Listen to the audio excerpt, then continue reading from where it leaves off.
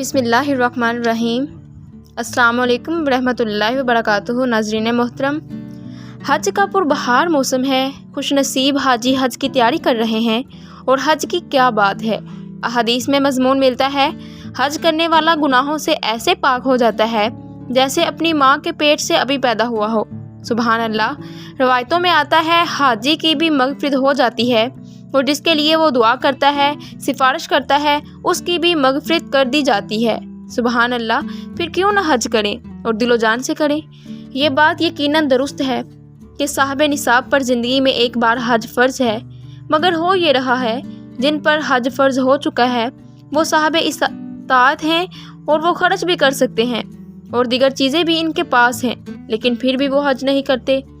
آج کل لوگ یہ کہتے ہیں کہ حج تو بہت مہنگا ہو گیا ہے، تو اتنے پیسوں کا عمرہ ہی کر لیتے ہیں، 3-4 عمرے ہی ہو جائیں گے۔ تو یاد رکھیے، آپ 100 بار عمرے کر لیں، لیکن حج کا جو فرض ہے وہ ادا نہیں ہوگا، اور وہ صاحب استطاعت ہوتے ہوئے بھی حج نہ کرے تو اس کے لیے تو وعدے ہیں، سزائیں بھی بیان ہوئی ہیں۔ روایتوں میں آتا ہے کہ نبی پاک صلی اللہ علیہ وآلہ وسلم نے فرمایا، جس کا مضمون ہے، جو استطاعت رکھنے کے باوجود حج نہ کرے، مجھے کوئی پرواہ نہیں، وہ یہودی ہو کر مرے یا عیسائی ہو کر مرے، یعنی اس کا ایمان پر خاتمہ نہ ہونے کا خوف ہے۔